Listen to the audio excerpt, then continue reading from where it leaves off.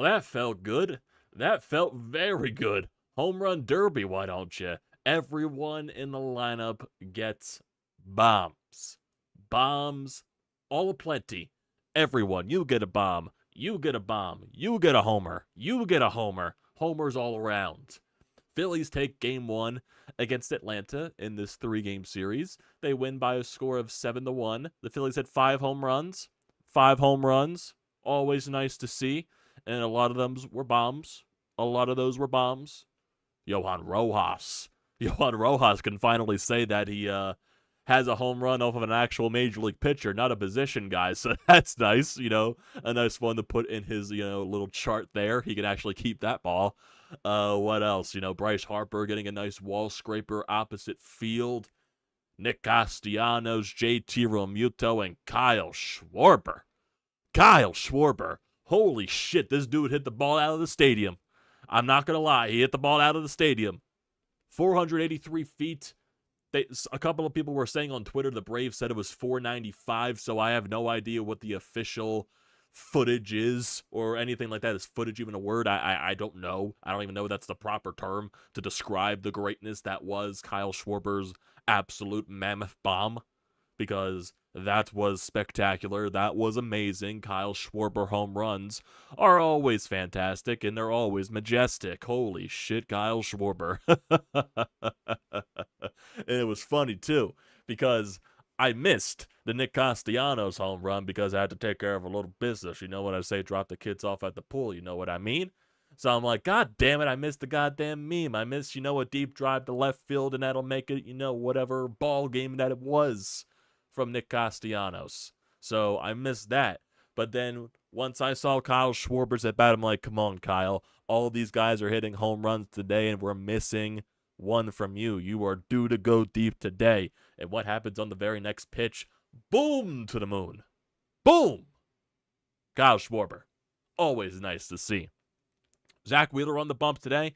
He definitely didn't have his best stuff on the mound. He definitely ran into some innings where he lost his command, getting into some high pitch counts and all that stuff. But hell, he went 6 innings strong, only allowed 1 run, which was a home run in the first inning by Ozzie Albies.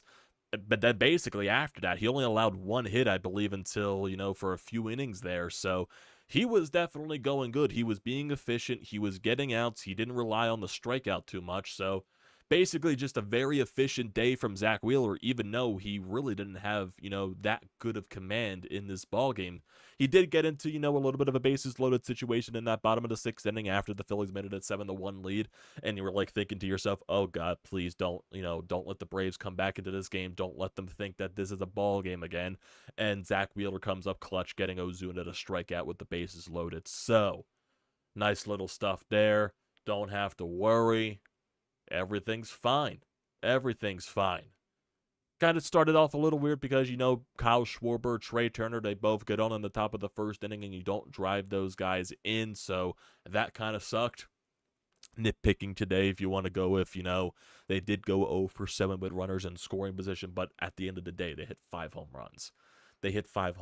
So I'm not going to go too crazy over the runners in scoring position situation in this game. So I'm not going to do that. There's no reason to do that for this ball game. When you hit 5 home runs, 5 homers. What is that song that's, the Subway commercial should have? $5 foot long or something like that. I don't know what the fuck I'm doing at this point. I have no idea what I'm doing.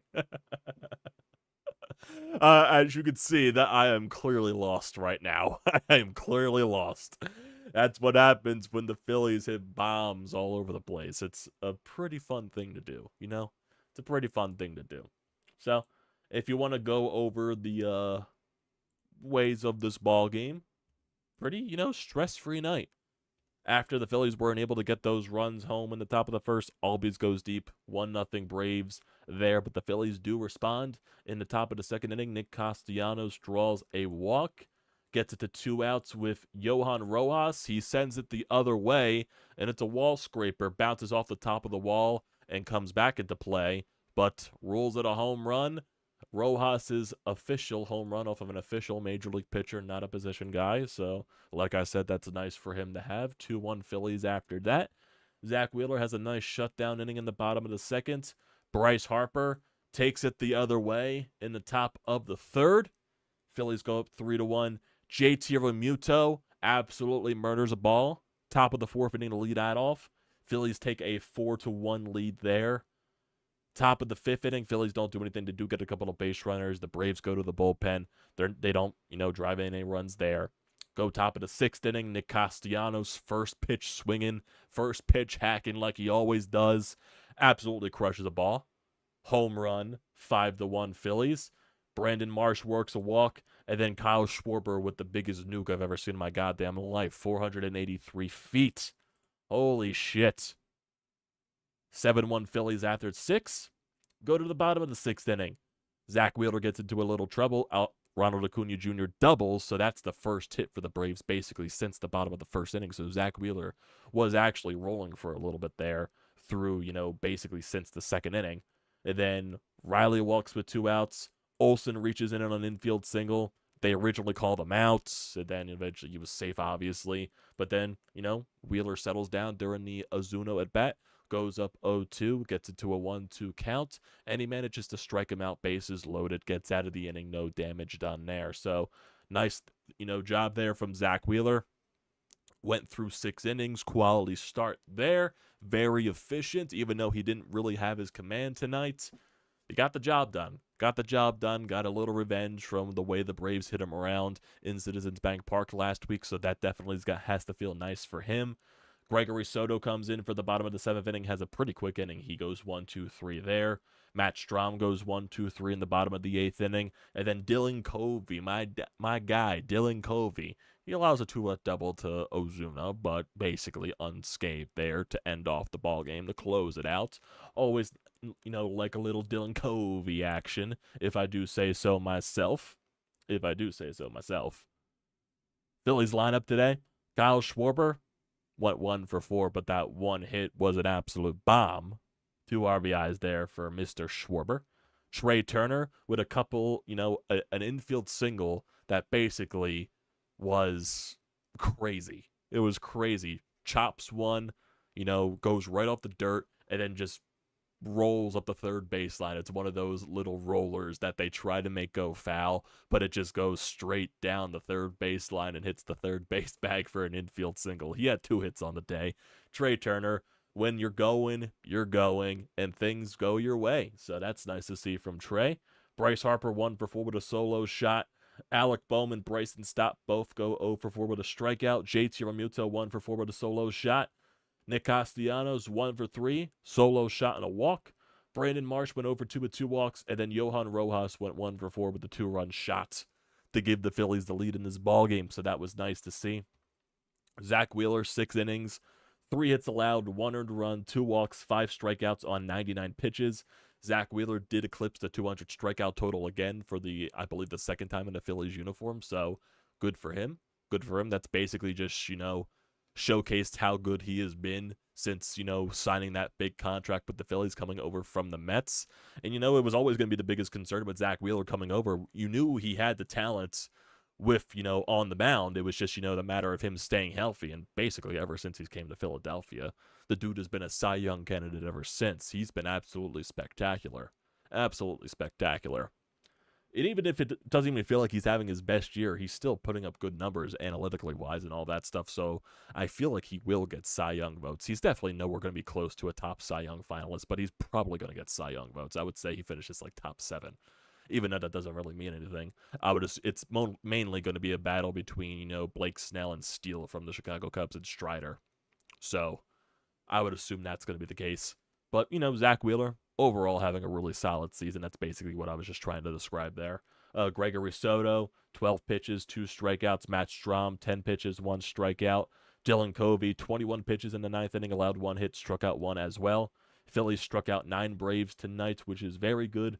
Only allowed 2 walks, which was a major issue in the last series. So hopefully, the lack of walks continues for this Phillies pitching staff in this series, because that's definitely something that they really need to fix, because that's been one of the major issues coming out of the bullpen and from the starting rotation lately. It's just giving up free passes, and they're just allowing teams to take advantage of it. When you're constantly walking people, walking people with 2 strikes, when you get ahead of the count 0-2, you fall behind, you end up walking the guy. Teams are always going to take advantage of it, no matter, how good or how bad they are. They're going to find a way to take advantage of it if you're doing too much. So, crack down on the walks, and that's basically what you did today. So, overall, good win. Good win. Still need to win the series, though. But this was a good start. But I know the Braves, I recently just checked it on the schedule. I think they switched around their pitching rotation for this series.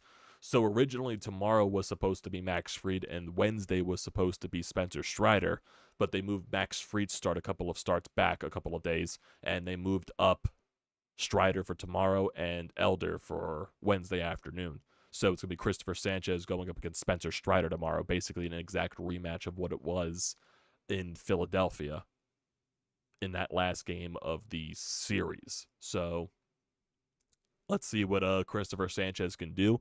He struck out 10-plus batters against the Braves the last time he pitched against them last week, so hopefully he can continue that magic. I know Rob Thompson did say that Michael Lorenzen is going to piggyback Christopher Sanchez in this game, so who knows how that's going to end up. Who knows what that's going to turn out to be, and how long is Christopher Sanchez going to go in this ball game. So it's basically just who knows what it's going to be.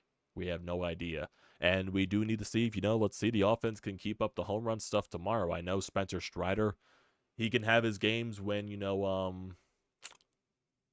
when he can blow up, but he's also going to have his games where he dominates you. He dominated you last time out, so maybe try to make this a game to where you hit him around a little bit. You got to him in that first inning in the last game, but then you just basically went quiet. Try to do the same thing again, but don't go quiet, basically. That's all I'm saying. That's all I'm saying at this point. Try to take advantage of this Braves pitching staff because they have been slumping the past couple of series. They got absolutely torched by the Marlins, so maybe that's a sign of something for the Braves bullpen. Maybe they're just getting a little gassed. Maybe their pitchers are getting a little tired, so I have no idea what's going to mean moving forward for them, but I'm sure they'll bounce back because they are one of the best teams in baseball. But take advantage of a team when they're in the funk, pitching-wise. So try to win this series tomorrow because I do not want to rely on Aaron Nola to win a series on Wednesday because Aaron Nola is pitching on Wednesday, and I don't want to rely on him. I would like to win the series tomorrow just to make myself feel a little bit better. Getting a series win in Atlanta after they won a series in Philadelphia always would feel very nice. Would feel very nice and probably make a lot of people in Philadelphia feel very comfortable, about everything else going into the playoffs. You know what I mean? Because we all know after this Braves series, it's the back stretch of the year, the final so many games of the season, the final 10 games, 4 against the Mets, 7 technically against the Mets, 4 at home and 3 in Citi Field, and then one of the last home series of the year against Pittsburgh before you go to that Citi Field series with the Mets to finish off the season. Your magic number, I think Matt Gilb did post it on Twitter. It is, I believe, according to Major League Baseball, 10, and there's 12 games left to play, and of course that's going to be mixed in, I would assume, with Cubs losses and Diamondbacks losses. So your magic number is in a good spot. You win tomorrow, you'll drop the magic number and say if the Cubs and the Diamondbacks lose, it drops even further. But that still means you got to win the games that are in front of you. It's still a good amount until you clinch. I do believe you're eventually going to clinch, so I'm not worried about that in the slightest. You just, like I said, take advantage of the games that are in front of you. Take it one day at a time. You won today's game in really good fashion. Zack Wheeler pitched very efficient for you. The bats showed up with the bombs. You got to try to win tomorrow. Like I said, I don't want to rely on Aaron Nola to win a series. I just don't trust him at this point. Seriously, none of us in the city of Philadelphia right now trust Aaron Nola. It's just very hard to at this point with the way his season has been. So, win the series tomorrow. That's the most important thing. Try to get the Spencer Strider because he has had games this year where, he does blow up, so he is prone to doing that, but he's still having a good season nonetheless, so you're going to have to try your damnedest to fucking hit him around. And we need another good start from Christopher Sanchez tomorrow, basically just to continue doing what he's doing. being very efficient. Just got to hope the offense scores for him because he's barely gotten run support this year. So he does. We need Christopher Sanchez tomorrow. We need the bats tomorrow again to continue doing what they're doing from today's game. Basically, that is it. That is it right there. So, looking at the wild card standings right now, you got yourself a good amount of games. You're 3.5 games ahead of the Diamondbacks. You're 4 games ahead of the Cubs. 4 games ahead of the Reds. You are, I believe, 4.5 ahead of the Marlins. The Marlins did lose to the New York Mets today, so that helps out a little bit there. So, yeah, that's basically it from that standpoint. The Diamondbacks and the Cubs, they don't play tonight, so that's that. The Reds, they did win, I believe. I believe they're playing the Twins, so who knows what's going to happen with that situation. I'm not really worried about the Reds at all. But, yeah, just keep winning the games that are in front of you. Let these other teams beat each other up on what they're doing in their, last, 12 games of the schedule. And just let it go from there. Take advantage. Take advantage of the games that are in front of you. Try to win a series tomorrow against this tough Braves team that, slumping a little bit with their pitching. Got to keep taking advantage of it. Their bullpen's slumping a little bit. Got to take advantage of it. You got the Kyle Wright today. It's not guaranteed you're going to get the Spencer Strider tomorrow, but you need to, got to find a way. Got to find a way. Win the series tomorrow, and then maybe you could talk about sweeping on Wednesday, but still that's not guaranteed. That is not guaranteed at all. Take it one day at a time, and we'll see where we go from there. Yeah, just the rest of the schedule. It's coming up on us quickly, man. Coming up on us very, very, very, very, very quickly. It's going to be here before you know it, guys. It really is. It's going to go by in a blink like that. Basically a week away from or 2 weeks away from the season, ending. Coming on us very quick, boys. You all know when the calendar month turned to September. Football starting back up again. You knew you were getting close to the end of the baseball season. It always sucks when you get down to that stretch because we love baseball so much. We love the grind. We love the 162. But this is the most important time of the year. This is the most exciting time of the year. Getting close to October. Fall baseball. Red October. Seeing those red rally towels waving throughout Citizens Bank Park. We're getting closer and closer to that again. Don't lose sight of the goal. You still got to try to finish top in that wild card spot to get home field advantage for the wild card series. I think they are going to end up doing that, but you never know. That's why you got to take it one day at a time, win the games that are in front of you, and take advantage. Take advantage of a Braves team that is slumping with their pitching staff. Take advantage of the last 3 series of the year against not good teams. 7 games against the Mets, who are not good. And then 3 games against the Pirates. You got to win the games, man. Got to win the games. And, of course, if you get help from the other teams in the wild card standings, so be it. So be it. Take advantage. Take advantage. That's all you got to do there. That's all you got to do. That's basically it. That is basically it. I got Monday Night Football on behind me. I hate the way that what the NFL is doing with the Monday Night Football games. They got 2 games on, one at 7 and one at 8 o'clock. If you're going to do 2 games, why not just, separate them out a little bit more? Maybe like a 5 o'clock game and then the 8 o'clock game? Just not like 2 back-to-back 7, 8 o'clock. I hate that. And of course, the games are the most unwatchable pieces of garbage in the world with, Saints, Panthers, and this terrible Browns and Steelers game. So many injuries. Hopefully Nick Chubb's okay. But, yeah, that's basically it. Oh, God. What a day. What a day. Definitely, indeed, what a day. So, yeah. There's not much else to talk about here with this game. Basically covered every aspect. Trying to see if there's anything else here in regards to, any post-game stuff or anything like that. I don't think there is. Saw Adam Wainwright finally get his 200 wins, so good for him. I'm sure he'll shut himself down for the rest of the year, if that's the case. Let's see. Yeah, I don't think there's anything else. I don't think there's anything else regarding this game. Just a bunch of bombs, and that's it. Bunch of bombs. Like a bunch of bombs. It's nice to see. It's nice to see. So, we don't have anything on the Anytime Hotline, so I'll get to you guys here on the live feed that are viewing. It's funny, you know, all those games last week against the Braves, I'm getting so many views. And when the Phillies win, even though we still got a nice amount of people in here, it's still like not as close to what it was when the Phillies were losing last week to the Braves. So that basically shows how to go you with the Braves fans that want to join the chat. That definitely showcases the difference. But yeah, let me get to you guys here in the live feed. David and Star Wars, how are you guys doing? What a great night. Homers by Harper, Schwarber, JT, Castellanos, and Rojas, and best of all, Wheeler was vastly better in this game than the last one. Glad the Phillies played better in Atlanta. Yeah, definitely. Definitely. Yep, Wheeler gets his 200 strikeouts. You will not see the same homer fest against Strider, but I would love to be wrong. The only way I see the Phillies winning tomorrow is if Sanchez goes 7 or 8 scoreless. He is not going 7 or 8 scoreless innings. He is, as much as Christopher Sanchez has been really solid this year, he's not going 7, 8 scoreless innings. That's just not realistic. And even when, you know, Rob Thompson is talking about Lorenzen possibly piggybacking him tomorrow, so I don't think that is going to be the case. I don't think it's going to be the case at all. Rooting for 5 strong by Sanchez and 4 strong backup innings by Lorenzen. Hopefully that's the case. If that's going to be the case, you better be winning 10-0. That's the case.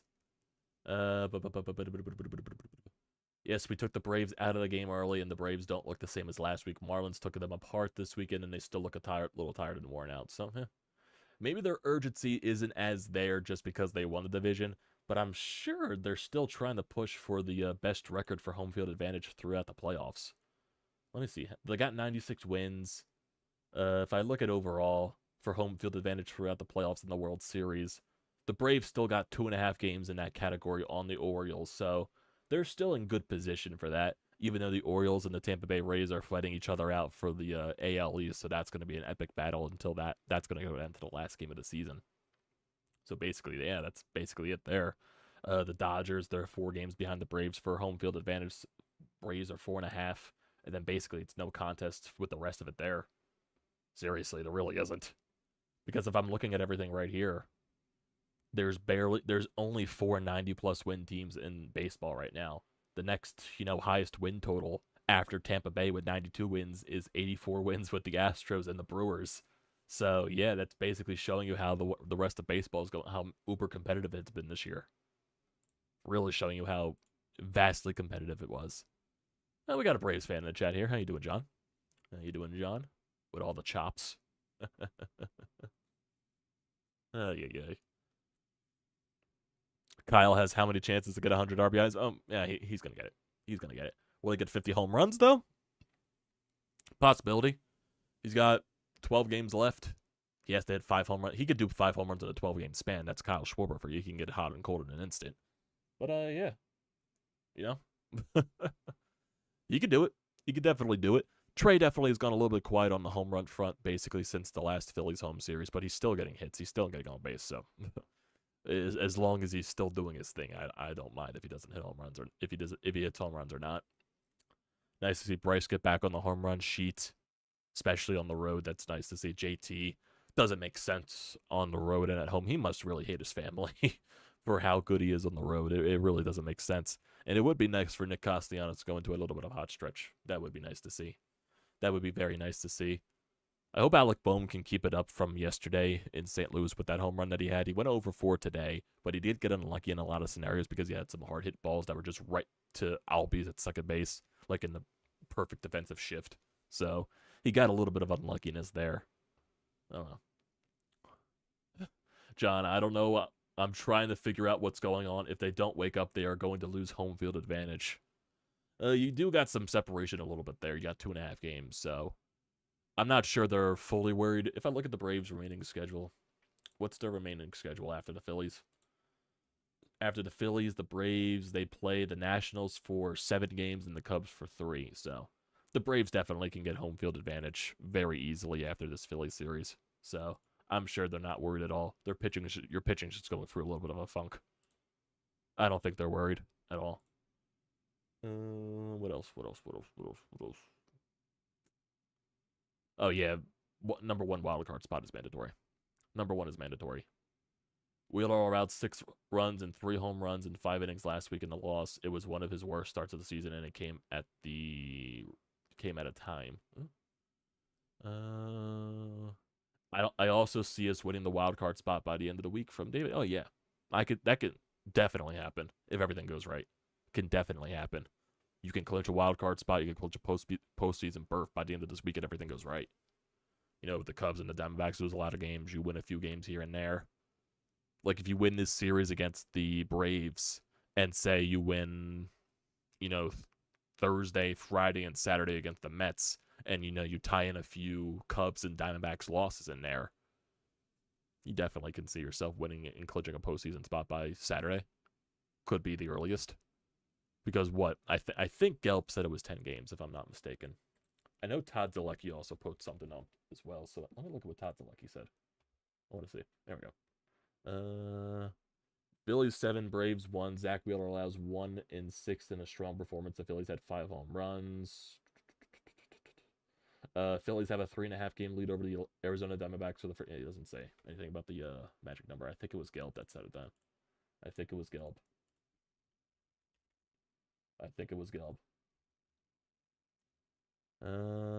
Phillies win. The magic number for the postseason spot and the number 4 seed is 9. There are 12 more games to play.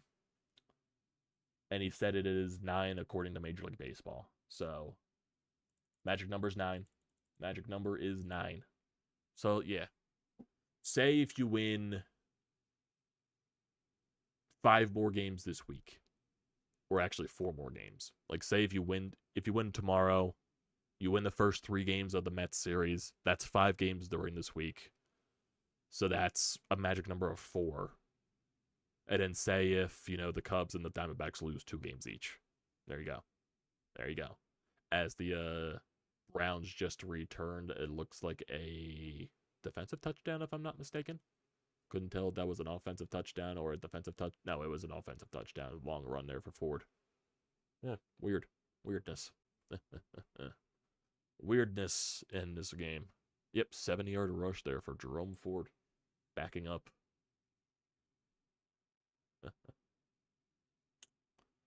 Let's see. I really thought the Braves were going to have 110 wins, but they may win 105 tops. Still possible for them. They're just in a little bit of a rut right now. Covey makes you nervous with a 7-1 lead. Don't you dare disrespect Dylan Covey like that, David. Don't you dare. Don't you dare. Don't you dare disrespect the greatness that is the Dylan Covey. Don't disrespect it. Just don't.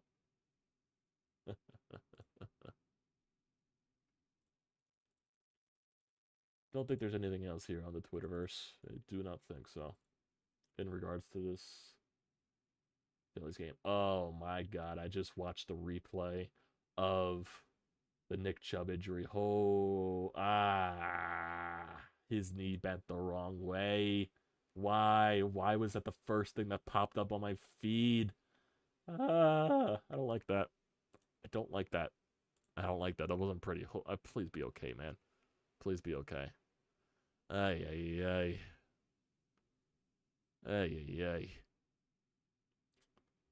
Well. Yeah, David, don't disrespect Dylan Covey. Don't disrespect him. Well, I think that's going to do it for tonight, everybody. Appreciate you all here that join the live streams as always. So do not forget to leave a comment. Do not forget to drop a like. And do not forget to check out the description down below. Don't forget to hit that subscribe button. It does me a great deal of service if you're new to the channel. I definitely recommend you hitting that. Or if you're a current subscriber, I definitely recommend you, recommended it to other people. It does me a great deal of service. I would appreciate you for it. Also use the code TTPSPORTS, $20 off your first purchase at SeatGeek. Great deal. Do not pass it up. Good win for the Phillies today. Let's try to get another one tomorrow. So,